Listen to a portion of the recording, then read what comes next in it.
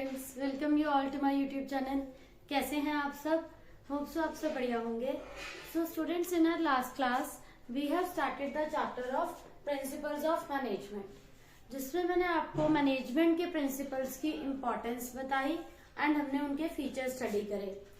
आज मैं आपको बताऊंगी different principles which are developed by Fayol. Fayol ने कुछ प्रिंसिपल्स दिए थे and that are 14 principles which are very very important from board's point of view, because each and every time आपको 2 to 3 principles आते ही आते हैं। शॉर्ट्स में आते हैं, वो ज्यादा डिटेल में नहीं आपको लिखना होता। अकॉर्डिंग टू 2 मार्क्स आपको एक्सप्लेन करना है। फॉर दैट आपको अच्छे से प्रॉपर नॉलेज होनी चाहिए इन प्रिंसिपल्स की। एंड आप जब भी इन प्रिंसिपल्स को एक्सप्लेन करें, उसके साथ आप उसको विद एग्जाम्पल बताएंगे तो you will get full marks accordingly. तो आपके प्रिंसिपल्स ऑफ मैनेजमेंट जो फ्योल ने दिए, इसमें फर्स्ट आता है division of work. Principles developed by Fayol, these are 14 principles which are very very important. तो इसमें फर्स्ट प्रिंसिपल आता है बच्चों हमारा डिवीजन ऑफ वर्क।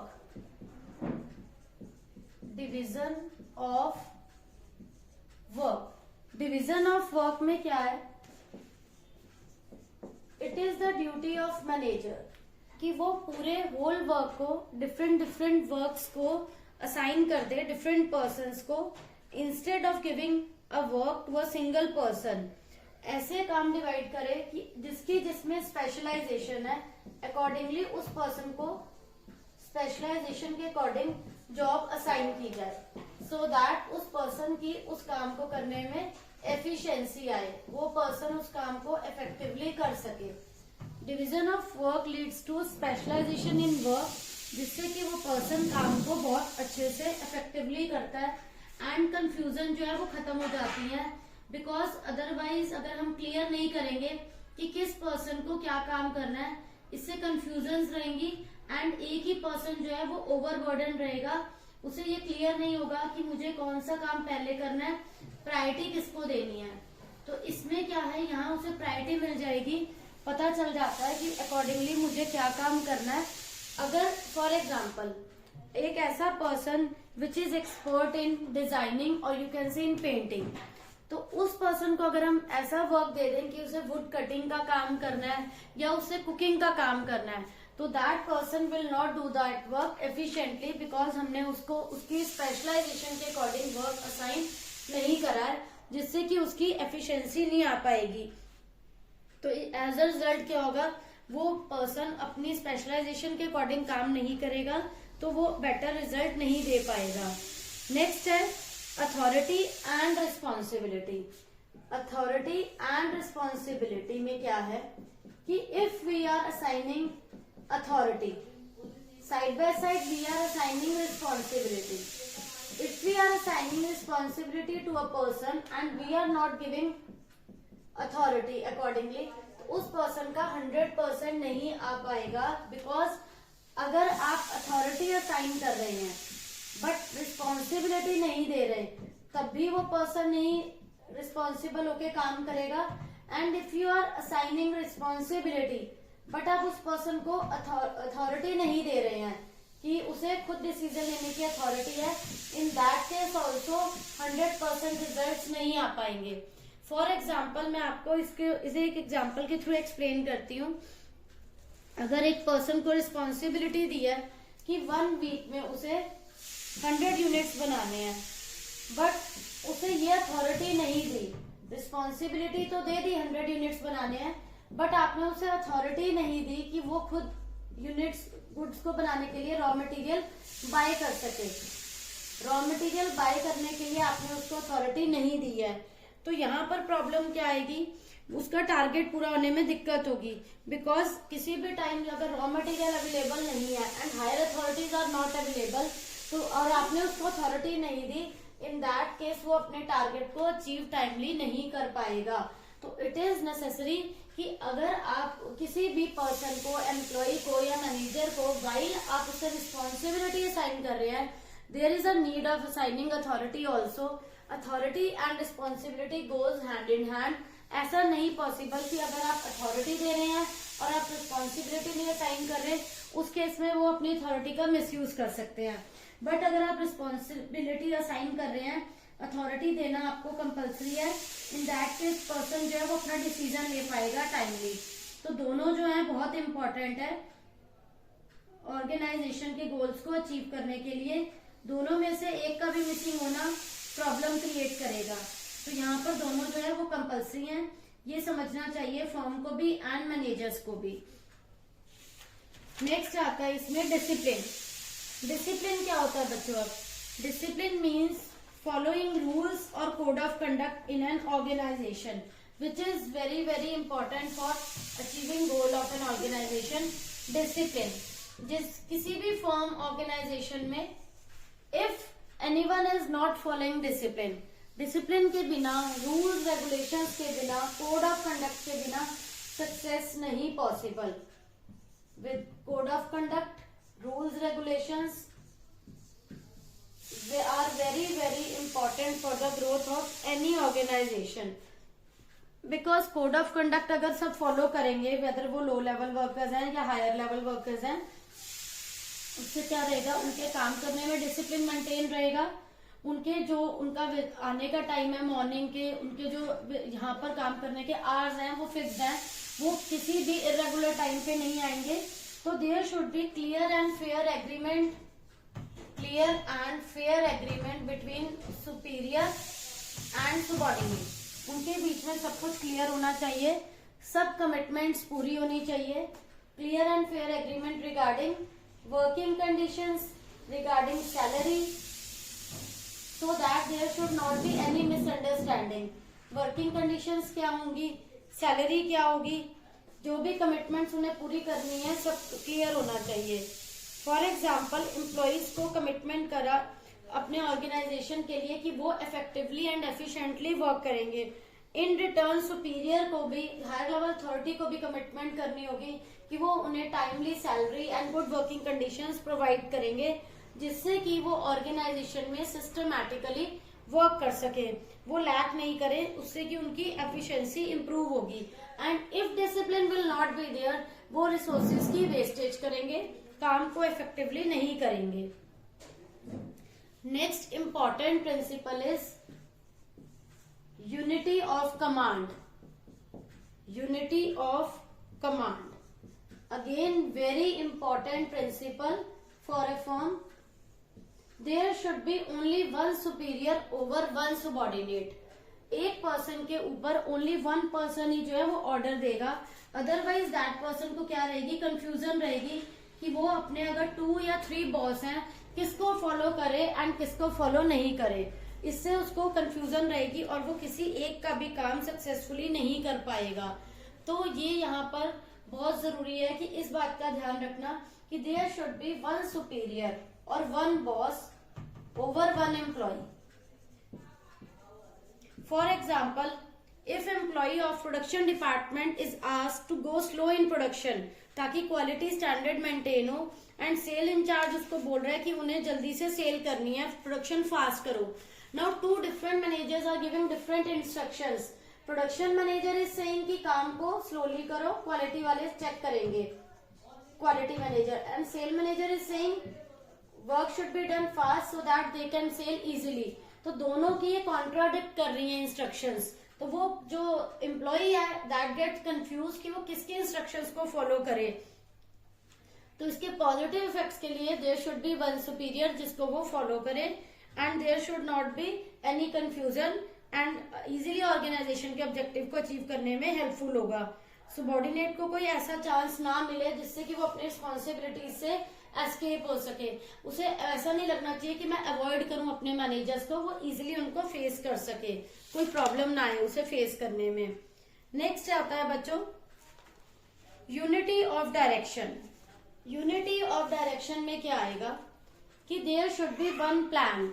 ठीक है, वन प्लान होना चाहिए, और वो किसके लिए होना चाहिए, सभी मेंबर्स के लिए, वन सिंगल गोल। क्योंकि अगर सबके लिए डिफरेंट डिफरेंट गोल्स रहेंगे, सभी employees and subordinates different targets के लिए वर्क कर रहे हैं, तो सबके टारगेट्स कहीं ना कहीं क्लैश करेंगे। Each and everyone is doing work और job for their salary, for their wages. तो प्रॉब्लम कहाँ आती है, अगर सबके टारगेट्स डिफरेंट है, सबको एक सिंगल टारगेट अगर मिल जाए कि उन्हें प्रॉफिट्स के लिए वर्क करना है या सेल को इंक्रीज करने के लिए वर्क करना है, यूनिटी ऑफ डायरेक्शन मतलब all should direct towards one common goal, so that सब मिलजुल कर एक ही गोल के लिए काम करें। डिफरेंट डिफरेंट गोल्स रहेंगे तो उन सबके गोल्स जो है वो क्लैश करेंगे एंड फाइनली किसी का भी गोल अचीव नहीं हो पाएगा। यूनिटी ऑफ डायरेक्शन,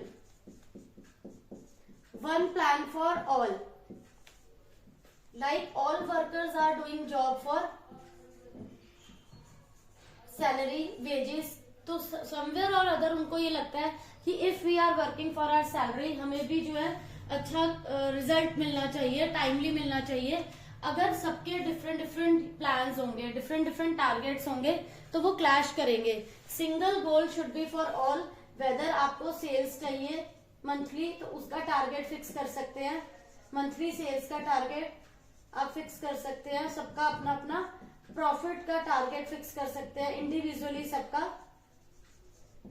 जिससे कि each and every employee can work efficiently towards his goal. कोई भी उसको कंफ्यूजन नहीं होनी चाहिए कि वो कैसे काम कर रहा है एंड वो उसका जो भी टारगेट है वो इजीली अचीव हो जाए, सो दैट उन्हें लगे कि हमें एक्स्ट्रा वर्क के एक्स्ट्रा कमीशन मिलेंगे या यूनिट वाइज चार्जेस मिलेंगे। इससे ऑर्गेनाइजेशन का गोल भी अचीव हो जाएगा एंड उसका पर्सनल मोटिव भी अचीव होगा।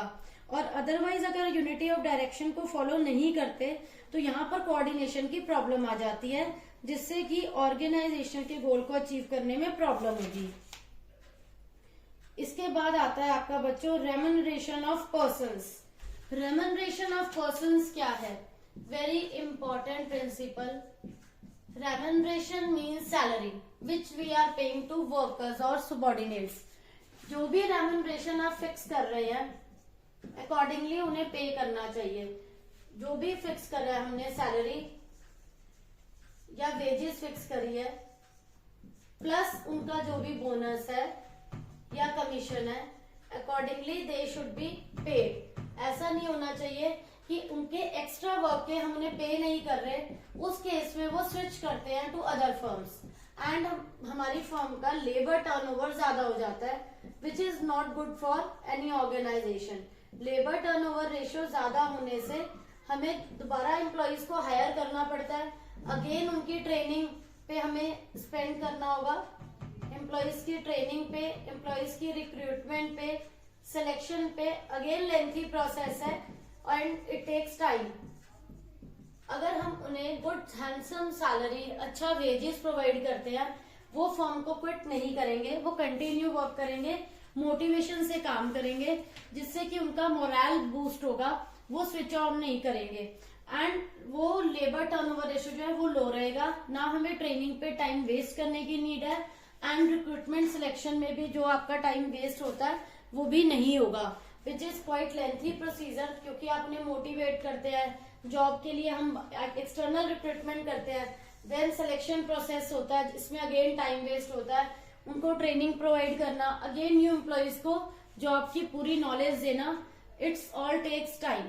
तो इट विल बी बेटर कि हम उन वर्कर्स को जैसी भी आपने सैलरी डिसाइड करी है इनिशियली अकॉर्डिंगली टाइम पर पे करें एंड एक्स्ट्रा वर्क के लिए उनको एक्स्ट्रा बोनस दे, एक्स्ट्रा सैलरी दे। जिनको नीड है मेडिकल फैसिलिटीज की उन्हें मेडिकल फैसिलिटीज प्रोवाइड कर सकते हैं हम साइड बाय साइड, ठीक है। तो ये है रेम्यूनरेशन कि टाइम पे and proper according to job उन्हें रेम्यूनरेशन प्रोवाइड किया जाए।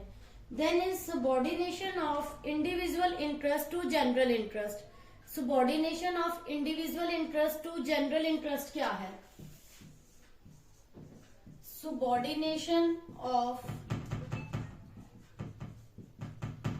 Individual interest. इंडिविजुअल का मीन्स यहाँ क्या है, हर एम्प्लॉय का एक अपना मोटिव है जॉब करने का।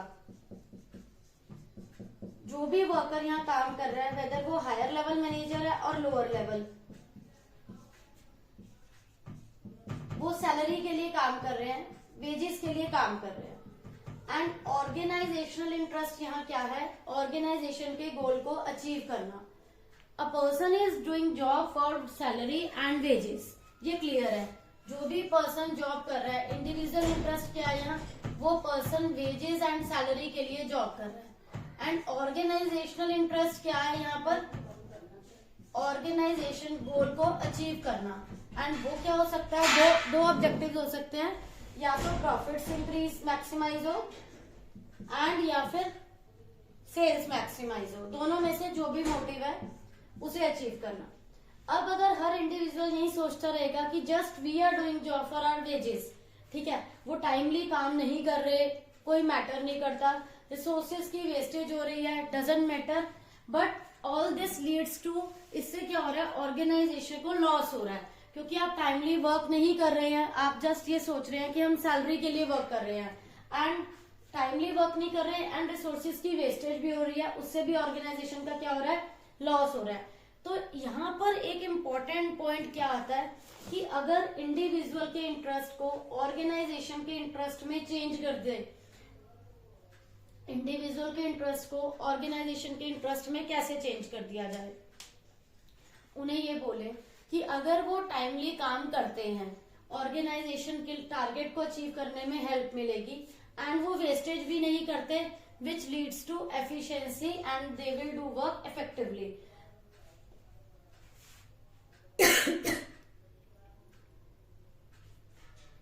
सॉरी, अगर वो इंडिविजुअल इंटरेस्ट को हम ऑर्गेनाइजेशनल इंटरेस्ट में चेंज कर दें, वो इस पर्पज से वर्क करें कि हमें ऑर्गेनाइजेशन का गोल अचीव करना है, सो दैट प्रॉफिट्स अच्छे होंगे तो उसका एक पार्ट हमें भी मिलेगा, एंड इफ सेल्स इंक्रीज होगी अल्टीमेटली प्रॉफिट्स इंक्रीज होंगे, उसका भी part in the form of bonus और commission will be given to them.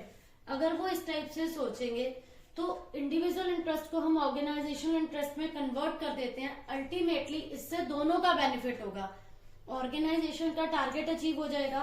For example, cell manager ने एक टारगेट दिया एंड दैट टारगेट इज कि आपको 1 वीक में 10,000 यूनिट्स बनानी है, तो production, finance, marketing, all departments will work towards it, उस प्रॉपर टारगेट के लिए काम कर रहे हैं, और वो टारगेट अचीव हो जाता है सेल इंक्रीज करने का, जिसमें आपको क्या अर्न हो रहे हैं, प्रॉफिट्स। तो वो जो प्रॉफिट्स इंक्रीज होंगे ऑर्गेनाइजेशन के in the form of some bonus और कमीशन जो है फर्म उन्हें भी मिल देगी, तो दोनों का ही इसमें क्या होगा, प्रॉफिट है। इंडिविजुअल अगर यही वर्क इसी थिंकिंग से करेगा कि उन्हें जस्ट सैलरी चाहिए और वो रिसोर्सेज की वेस्टेज कर रहे हैं एंड वो कंसीडर नहीं कर रहे कि फर्म का गोल अचीव हो रहा है या नहीं, तो इससे उन्हें भी लॉस है, फर्म उनकी जगह दूसरे न्यू एम्प्लॉइज हायर करेगी, उनके लिए पर्सनली भी लॉस है एंड वो फर्म का भी लॉस है, क्योंकि फर्म भी न्यू एम्प्लॉइज की रिक्रूटमेंट करेगी, ट्रेनिंग करेगी, again it is an expense for both, तो दोनों का यहाँ पर लॉस है। तो इट विल बी बेटर कि अगर इंडिविजुअल के इंटरेस्ट को ऑर्गेनाइजेशन के इंटरेस्ट में चेंज कर दिया जाए। तो बच्चों, ये हमने आज कुछ प्रिंसिपल्स डिस्कस करे हैं which are given by Fayol. तो यहाँ पर बच्चों हमारा ये टॉपिक कंप्लीट होता है, principles given by fuel. Next class में हम इन प्रिंसिपल्स को कंप्लीट करेंगे एंड टेलर के प्रिंसिपल्स करेंगे। तो होप सो बच्चों आप सबको ये टॉपिक क्लियर हो गया होगा, कोई डाउट नहीं होगा। Still you are having any doubt, please ask in comment section. Thank you.